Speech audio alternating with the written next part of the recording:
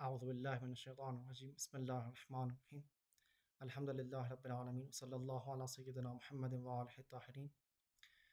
موضوع نشست حق و تکلیف در منظومه فلسفه سیاسی رهبر معظم انقلاب، تحلیلی بر نسبت حقوق شهروندی و مسئولیت اجتماعی هستش.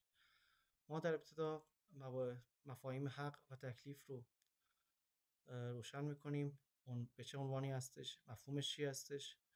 خود طرح تحلیل محل نزاع باعث می شود که بحث برای ما آشکارتر بشه، واضحتر بشه و دچار خدا نکرده اشتراک نظری و مغالطه نشیم. خب اول از همه باید اهمیت مسئله رو بیان بکنیم تا به مفهوم شناسی حق و تکلیف برسیم. اهمیت مسئله از اینجا هستش که نسبت حق و تکلیف از بنیادی ترین مسائل فلسفه سیاسی و اخلاق عملی چالش اصلی هستش و چالش اصلی در اینجا، سوال اصلی، پرسش اصلی در اینجا این هستش که چگونه میتوان در چارچوب نظام مبتنی بر شریعت هم کرامت و هم حقوق شهروندی را تضمین کرد و هم از تجزیه پیوند اجتماعی جلوگیری نمود. یعنی ما میخوایم که هر کسی، هر فردی به حقش هم برسد و در کنار اینکه هر فردی به حقش میرسد تضییع حقوق دیگران نشود، حقی از کسی دیگر ضایع نشود. چرا؟ چون هر کسی حقش دوست داره که من بی‌نهایت حق داشته باشم. این بی‌نهایت حق داشتن من مستلزم تضییع حق دیگران هستش. پس برای اینکه جلوگیری بشود از تضییع حق دیگران، میبایست بر حقوق خودم حدودی رو معین کنم که بر اساس اون حدود، در چارچوب اون حدود حقوق خودم رو داشته باشم و یک سری تکالیف رو بر من الزام می‌کند این حقوق، که اگر حقوقی رو من رعایت بکنم، تکالیفی رو هم، اگر میخوام به حقوقی برسم باید تکالیفی رو هم رعایت بکنم. چون حقوق یعنی اون چیزهایی که بر من ثابت هستش، دلخواه من هستش، ثابت هستش. اینجا تکالیف یعنی اون ثابتاتی که برای دیگران هست و بر من وظیفه هستش، تکلیف هستش که اون کار رو انجام بدم. پس سوال پژوهشی ما در اینجا این هستش که در فلسفه سیاسی رهبر معظم انقلاب نسبت حق و تکلیف چگونه تبیین می شود؟ آیا حق با تکلیف ارتباطی دارد یا ندارد؟ و این تبیین چه پیامدهایی برای مفهوم آزادی‌های مشروع، مردم سالاری دینی و سیاست عمومی در جمهوری اسلامی دارد؟ خب هر کدوم از اینها به طور جداگانه مورد بحث قرار بگیره که آیا آزادی ما داریم یا نداریم، اون حدود آزادی ما چی هستش، چه آزادی‌هایی رو ما مشروع هستیم و چه آزادی‌هایی رو ما مشروع نیستیم، نمیتوانیم انجام بدیم.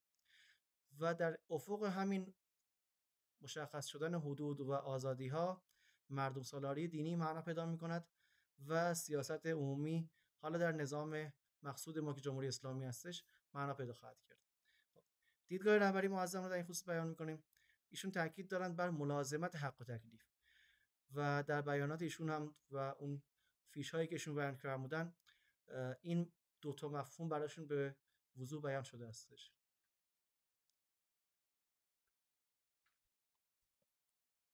می‌پردازیم به مبانی نظری این نظریه، بحث جایگاه حق و تکلیف، که حق چه جایگاهی دارد و بر اساس اون در فلسفه حقوق اسلامی و فلسفه سیاسی رهبر معظم انقلاب هر کدوم از این مبانی چه جایگاهی پیدا می‌کنه.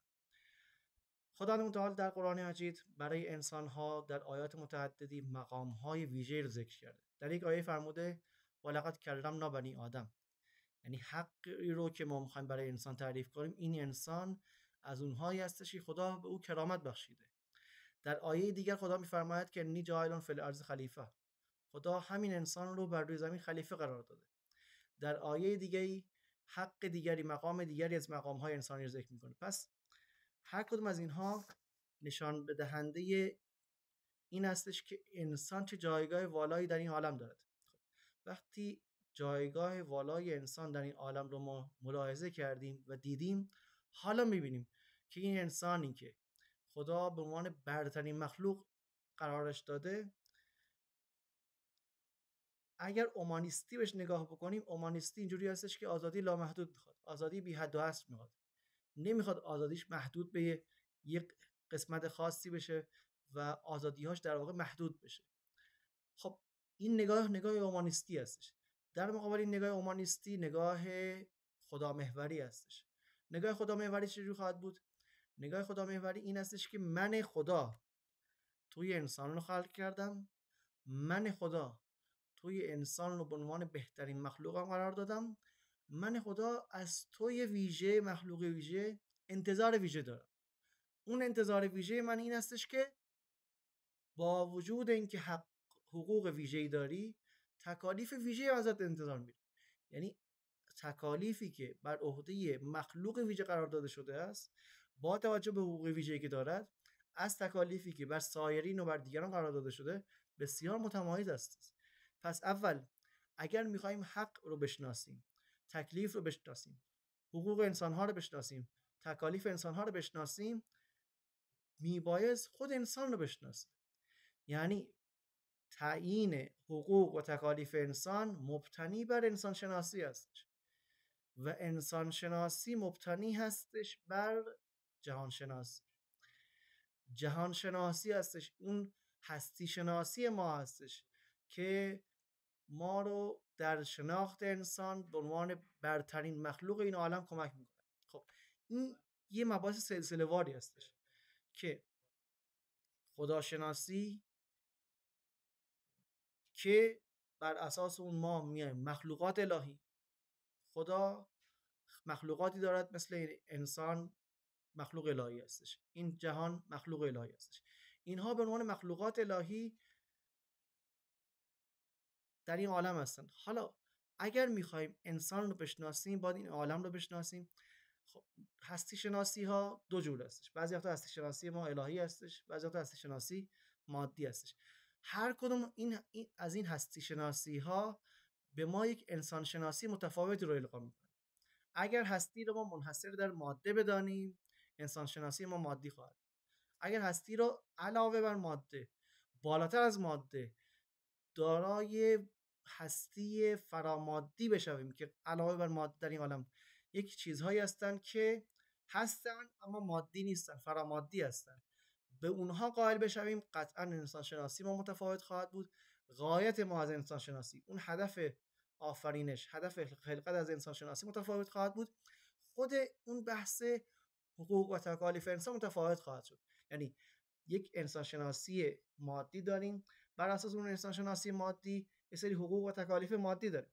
یک انسان شناسی الهی داریم، بر اساس اون انسان شناسی الهی یک سری حقوق و تکالیف الهی بهش بار می شود. خب این حقوق الهی، حقوق مادی، حقوق فردی انسان ها، حقوق اجتماعی انسان ها برمیگردد به انسان شناسی انسان.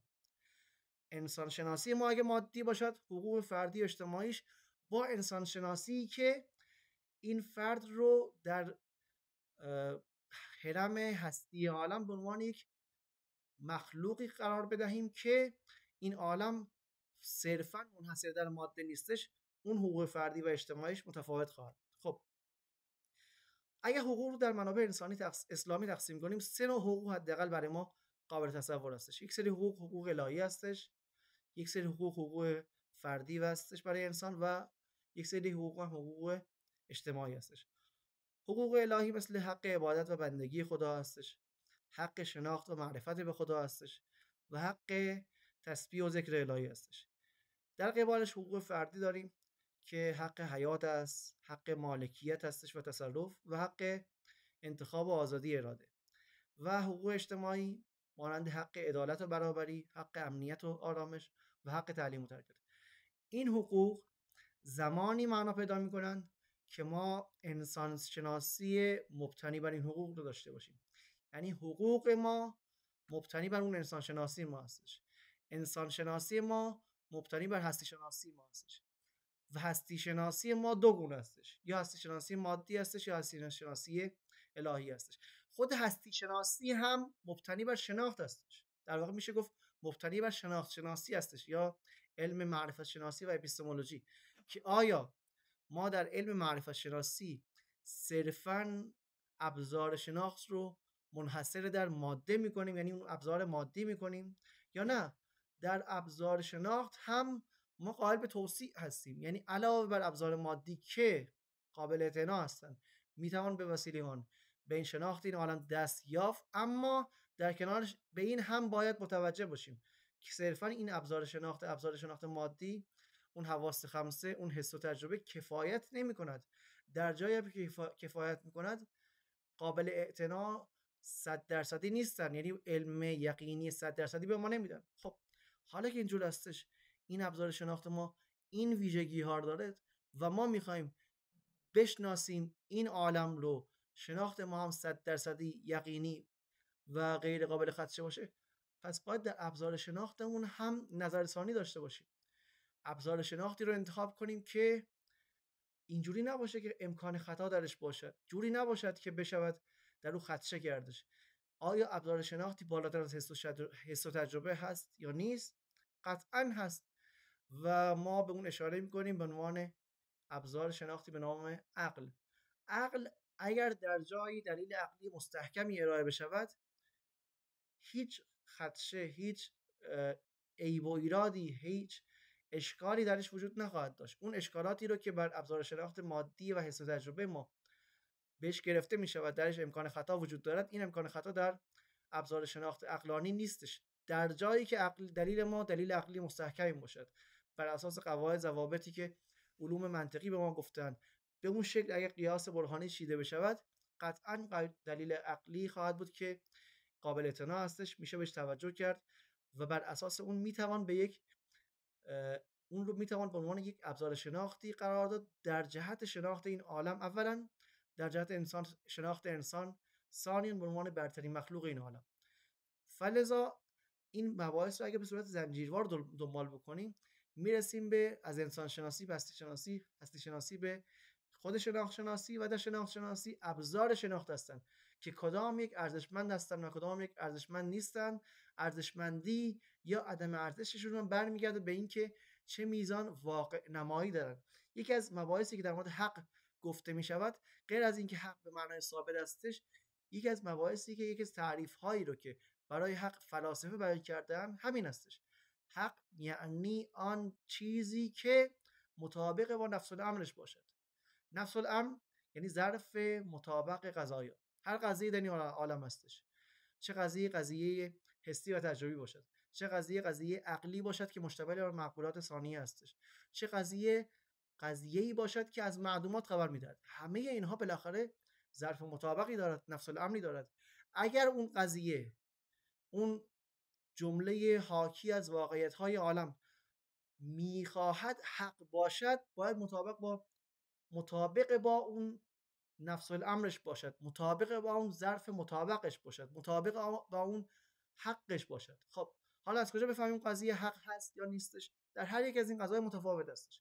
در قضیه‌ای که معقول اولی ماهوی باشد متفاوت است، در قضیه‌ای که معقول ثانی باشد متفاوت است، در قضیه‌ای که از معدومات خبر میدهد متفاوت استش.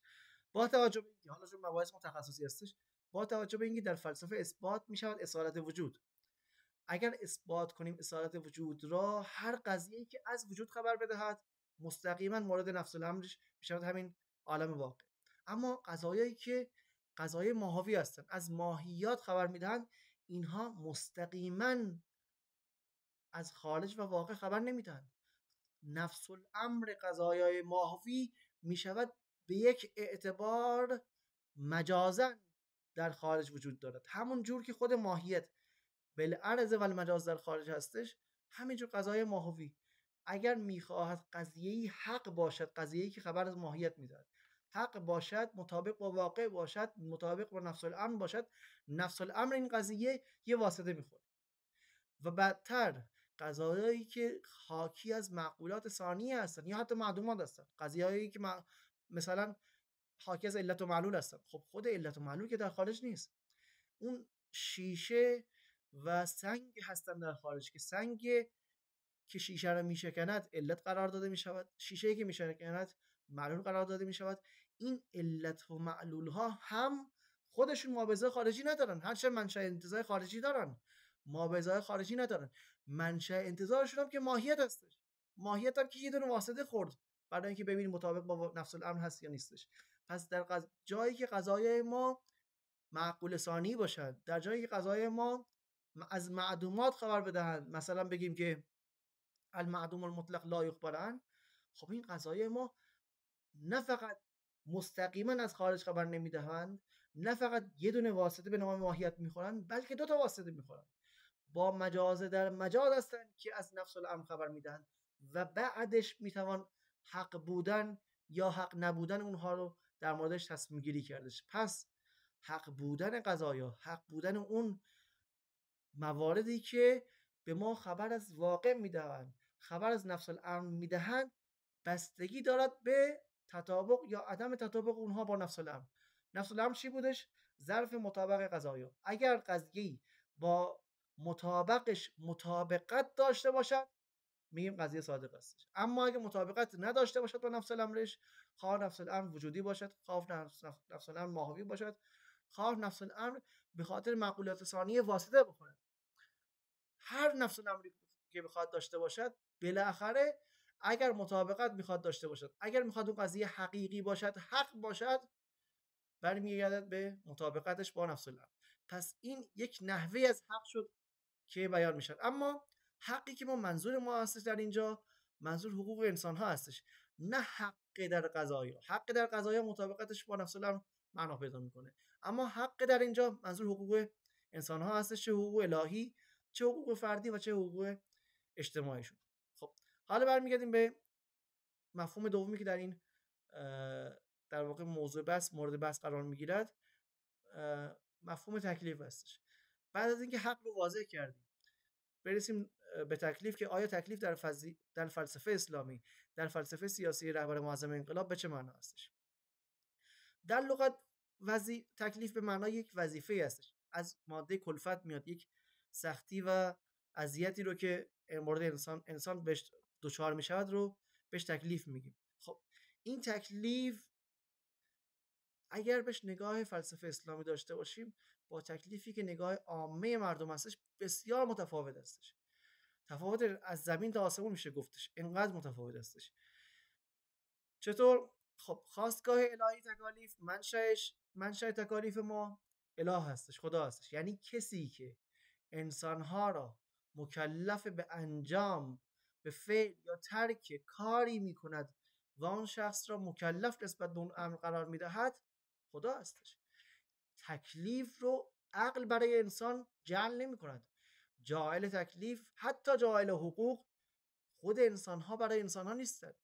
نه انسان نه غیر انسان، هیچ کس نمیتواند برای هیچ کسی حقی قائل بشود یا بر انسان تکلیفی الزام آورد. چطور؟ چرا؟ اگر میگوییم که هر انسان حقی دارد، نه فقط هر انسان، هر موجودی صاحب حقی هستش، هر موجودی تکلیفی بر او عائد می شود. خب این حق رو، این تکلیف رو چه کسی برای اون شخص معین می کند؟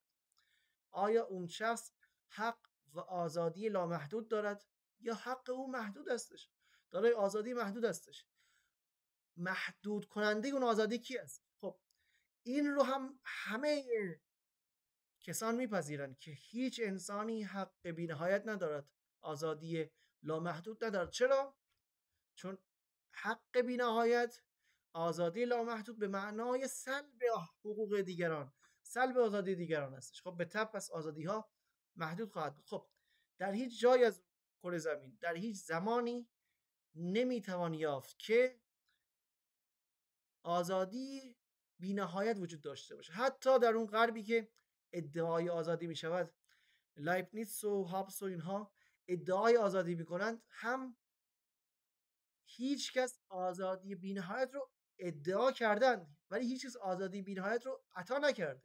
هیچ کس آزادی بی‌نهایت رو نداده به انسان ها که هر کاری دلت بخواد کنی. نه، بلکه هر انسانی آزادیش در یک محدودیتی داره. خب سوال اصلی اینجا هستش که چه کسی آزادی رو برای انسان ها محدود می‌کنه؟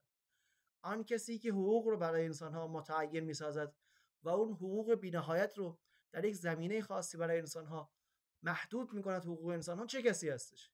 در این شکی نیست که حقوق انسان ها بی‌نهایت نیستش، در این شکی نیست که آزادی انسان ها بی‌نهایت نیست. سوال اصلی در اینجاست که محدود کننده حقوق و آزادی برای انسان ها چه کسی هستش؟ آیا خود انسان ها می توانند حقوق و آزادی انسان ها رو برایشون محدود بسازند یا نه؟ کسی میتواند انسان را محدود بسازد، حقوقش رو، آزادیش رو، که اولا از انسان رو بشناسد، انسان شناسی درست داشته باشد. اگر کسی انسان رو نمیشناسد، از مصالح و مفاسد انسان بیخبر هستش، خب به طبع نمیتواند برای انسان حقوقی رو تعیین بکند، تکالیفی رو مشخص بکند. خب پس تعیین حقوق انسان ها مبتنی هستش بر شناخت انسان ها، تعیین تکالیف انسان ها مبتنی هستش بر شناخت انسان ها. انسان بهتر انسان رو میشناسد یا انسان آفرین انسان رو بهتر میشناسد؟ خب به طبع کسی که انسان آفرین هستش انسان رو بهتر میشناسد. او هست که میتواند برای انسان حقوق معین کند، تکالیف رو معین بکند و رابطه بین حقوق و تکالیف رو برای انسان مشخص بکند. پس خواستگاه حقوق و تکالیف الهی هستش. در واقع اله هستش، خدا هستش که حقوق انسان ها رو بر اساس شناختی که دارد، بر اساس مصالحی رو که برای انسان در نظر گرفته است تعیین میکند. و این حقوق، این تکالیف غایتمند هم هستند، یعنی همه این تکالیف زمینه ساز هستند برای کمال فردی و سلامت جامعه. فلذا هستش که این حقوق و تکالیف همگانی هستند، یعنی همه افراد جامعه مکلفند به این تکالیف و این امر مانع انحصار حقوقی برای گروه خاصی نمی شود. لذا هر انسان به هر اندازه مسئولیت بیشتری بپذیرد، به همان اندازه آزادتر و متکاملتر خواهد بود. آزادتر به چه معنا؟ از اون جهت که از عتق و بندگی غیر خدا آزادتر شده، مشمول بندگی خدا می شود. ما آزادی رو در همین معنا می کنیم که هیچ انسانی در بندگی و عتق بندگی دیگری نباشد، بلکه اگر در بندگی کسی هم هستش، آن فرد، آن شخص، آن هستی باشد که اصل وجود انسان هم وابسته به او هستش. همون گونه که ما در اصل وجود خودمون وابسته به خدا هستیم، در آزادی خودمون هم وابسته به خدا هستیم. پس این رابطه متقابل و دیالکتیکی هستش بین حقوق و تکالیف. هر حقی تکلیفی بر دوش دیگران می نهد، هر حق متقابلا تکلیفی بر هر کسی قرار می دهد و هر تکلیف زمینه ساز تحقق حقی هستش برای دیگری. چرا؟ مثال میزنیم. حق حیات هر فردی در هر انسانی وجود دارد. خب تکلیف دیگران هم حرمت نهادن به این حق من هستش. اگر من حق حیات دارم، بر دیگران تکلیف می شود که برای این حق من حرمت بدهند. کما اینکه بالعکسش هست، دیگرانی هم حق حیات دارن، بر من تکلیف هستش که حرمت خودشون رو نگه دارم. یا برای یه مثال دیگر متوجه فرمایید، تکلیف پدر نسبت به فرزندش. هر پدری تکلیف دارد نسبت به تربیت فرزندش و از اون طرف هر فرزندی این تکلیف داشتن ضامن حق فرزند هستش برای رشد و آموزشش. اگر همچین تکلیفی رو پدر نداشت، فرزند هم رشد نمی‌کرد و آموزش در واقع متنابه رو به دست نمی آورد. پس حق و تکلیف مانند دو کفه ترازو هستند که متوازنند. جامعه‌ای که تنها بر یک کفه تکیه کند و کفه دیگر رو وار نهد، دچار افراط یا تفرید خواهد شد. پس حق و تکلیف توامان هستند، هیچگاه یکی از دیگری جدا نمی شود و این فرض مرکزی ما هستش که حق و تکلیف مکمل یکدیگرند. هرگاه یکی بدون دیگری ناقص و هنجار شکن خواهد بود. فلذا حقوق مشروع فردی و جمعی در بستر التزام به تکالیف الهی و اجتماعی تحقق پیدا می‌کند. بدون حقوق فردی و اجتماعی این تکالیف به مرسی ظهور نمی‌رسد. حالا میخوام بحث کنیم روی حقوق، که این حقوق شهروندی مقید به شریعت هستش و تکالیف هم در زمین فرد هستش و هم در زمین اجتماع. و بعد از اون یه دو خطری رو که در باره حقوق هستش و در خصوص تکالیف هستش رو متذکر میشیم که چه چیزی حقوق شهروندی مقید به شریعت رو مورد خطر قرار میدهد و چه چیزی باعث می شود که ما نتوانیم به تکالیف فردی و اجتماعی خودمون عمل بکنیم. خب حقوق در چارچوب موازین اسلامی با تأکید بر مصالح عمومی آزادی‌های مشروع مطلق نیستن. این حقوق ما اینجوری نیستن که هر حقی رو برای هر کسی قائل بشیم. نه، این حقوق بر اساس موازین اسلامی هستش و مصالح عمومی. اگر موازین اسلامی و مصالح عمومی رعایت بشود، آنگاه در این چارچوب هستش برای انسان‌ها میتوان قائل به حقوق شهروندی شد. خب این از بحث حقوق شهروندی. بحث تکالیف هم تکالیف فردی داریم و تکالیف اجتماعی که هر دوتای اینها زمینه ساز ادای حقوق دیگران می شود و همچنین تضمین کننده استمرار مردم سالاری دینی. چرا؟ چون این مشارکت سیاسی هم حق هست و هم تکلیف است. حق از کدوم جهت است؟ حق از اون جهت است که من این حق رو دارم که در جامعه خودم اثرگذار باشم. من این حق رو دارم که برای جامعه خودم تصمیم بگیرم و از اون طرف تکلیف منم هست. اگر من این جامعه زندگی میکنم و اگر میخوام به کمال برسم، باید مسیری رو در جامعه انتخاب بکنم، باید مسیری رو جامعه بپیماید که من رو به اون کمال برساند. پس من مکلف هستم در این مردم سالاری دینی مشارکت مستمر داشته باشم، مشارکت همگونه داشته باشم. و در اینجا دو تا خطر وجود داره. یکی فردگرایی لیبرال هستش که من صرفاً به فرد توجه بکنم بدون جامعه، یا از اون طرف بیفتیم که صرفاً ما اقتدارگرایی مطلق باشه که اون حاکم صرفاً باعث بشود که جامعه‌ای رو، حکومتی رو قائم بکنند، حکومتی رو به دست بیارد بدون توجه به فرد، بدون توجه به شؤون و کمالات فردی، که در اون صورت صرفاً اقتدار گرایی می شود و قدرت طلبی محض می شود که در اونجا حقوق فردی به ضیاع کشیده می شود. پس اینجا مفهوم کلیدی ما مردم سالاری دینی هستش که در سایه این مردم سالاری دینی هم حقوق اجتماعی و هم حقوق فردی برای هر انسانی شکوفا می شود و بهش هر انسانی می رسد. پس مفهومی که می کوشد مشارکت مردمی و التزام به ضوابط شرعی را جمع کند، این مفهوم مردم سالاری دینی هستش. از طریق این مفهوم هستش که حقوق ملت در چارچوب اسلامی مشخص می شود و تأمین می شود. شکل و نمود اجتماعیش به چه شکلی هستش؟ مشارکت مردم در انتخابات. مشارکت مردم در انتخابات و اداره کشور حق آنان است، اما در این حال این مشارکت تکلیف دینی و ملی برای حفظ اسلام و استقلال کشورم هستش. این دقیقاً نقطه مقابل فلسفه سیاسی غرب هستش که در اونجا تقدم تکلیف بر حق رو قائل هستند، در جایی که ما در فلسفه سیاسی اسلامی تو امان بودن حق و تکلیف رو قائل هستیم. در فلسفه سیاسی غرب یا حق رو بر تکلیف مقدم میکنن یا تکلیف رو بر حق. در جایی که تکلیف رو بر حق مقدم کردن، قائل میشوند به این که حق بدون تکلیف معنای حقیقی ندارد. فلذا آزادی سیاسی در گروه ادای تکلیف الهی هستش و مشارکت مردم در نگاه اونها هم حق است و هم تکلیف. در اینجا اونها تکلیف رو مقدم میکنن بر حق و برعکسش. در فلسفه لاک هستش، جان لاک اینو میگه که حقوق فردی اصالت دارد و فرد رو، حق فردی رو بر اون تکلیف اجتماعی مقدم میکنن.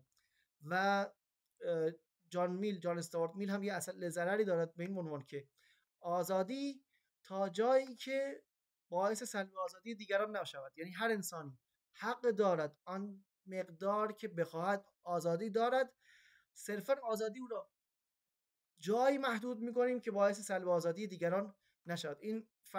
این بحث حق محوری جان استوارت میل هستش. بعضی از جوامع غربی مثل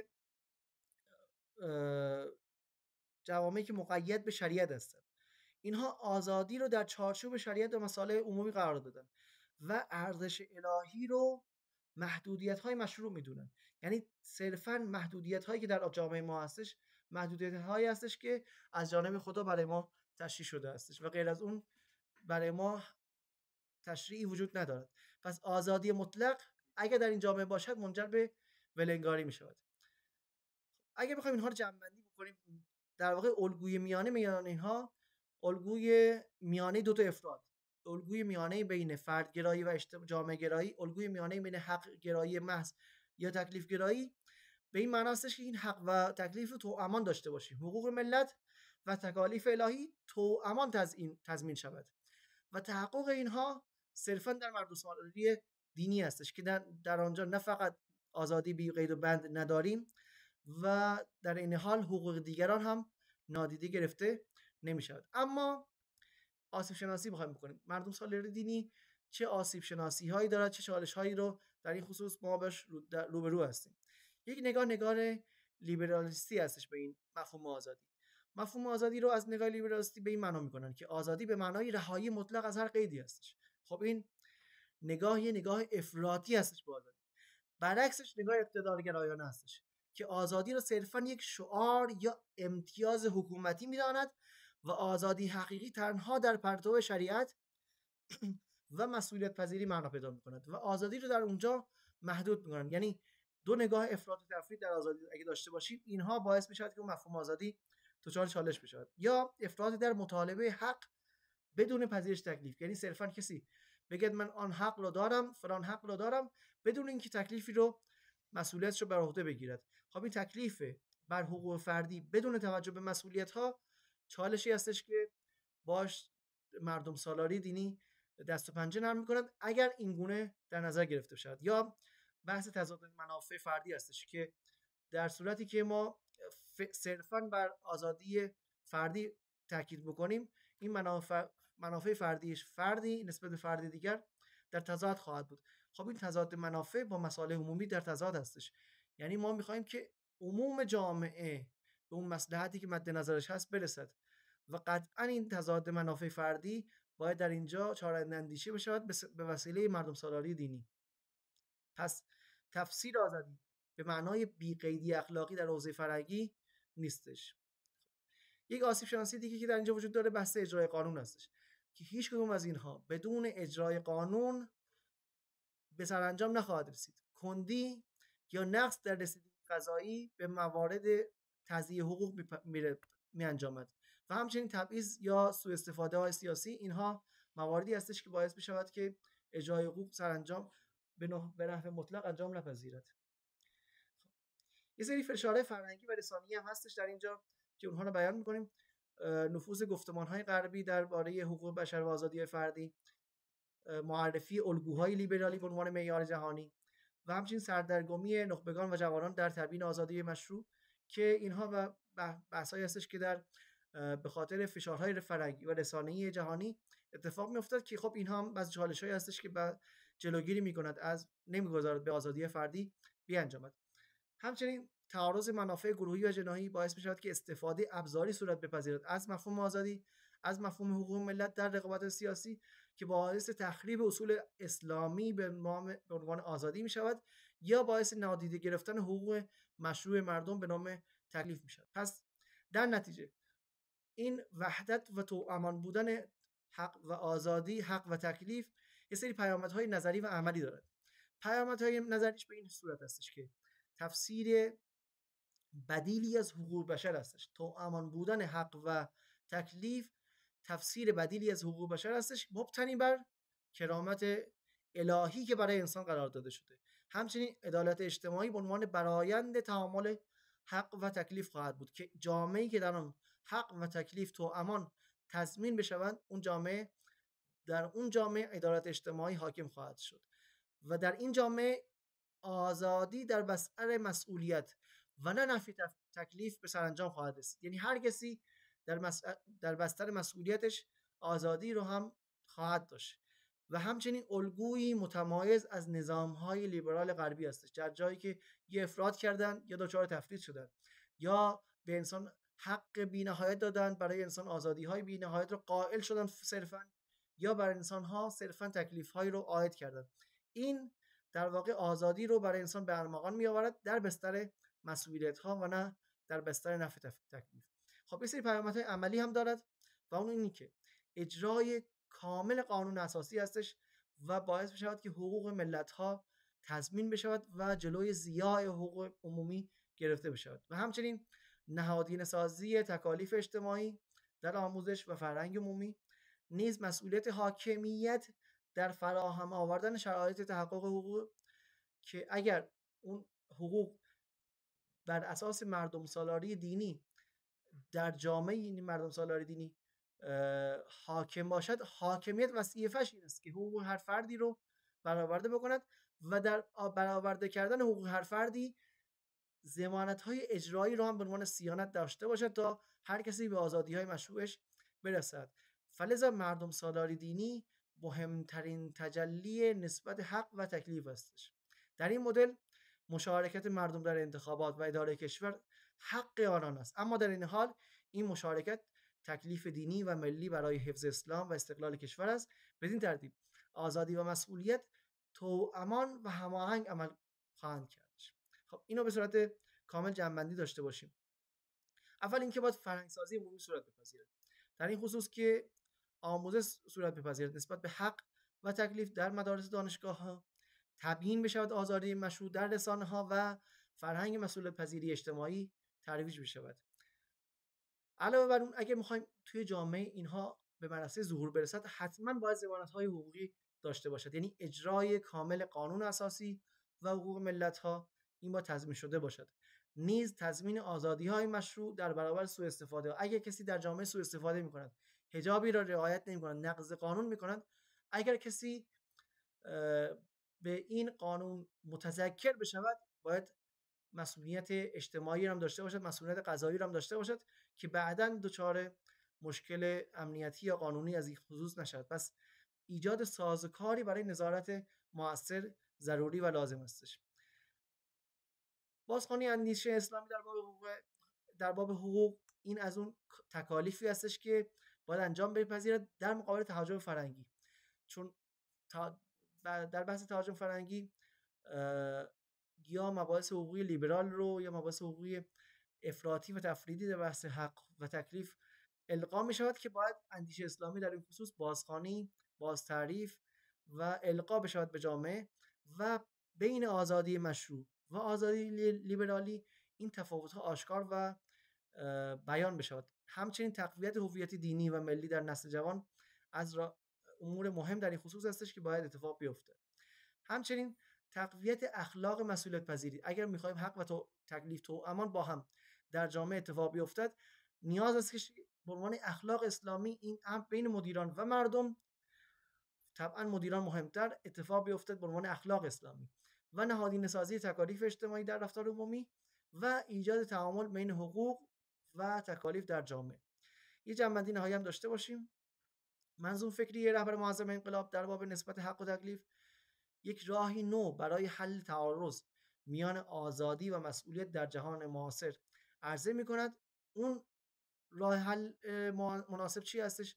اون نگاه به کرامت الهی انسان هستش، نگاه به عدالت اجتماعی هستش، نگاه به نظام مردم سالاری دینی هستش که بر اساس این الگوی کارآمد برای جوامع اسلامی میتوان به چالش‌های مدرن آزادی و حقوق بشر هم پاسخ داد و توامان حق و تکلیف رو در جامعه به منصه ظهور رساند.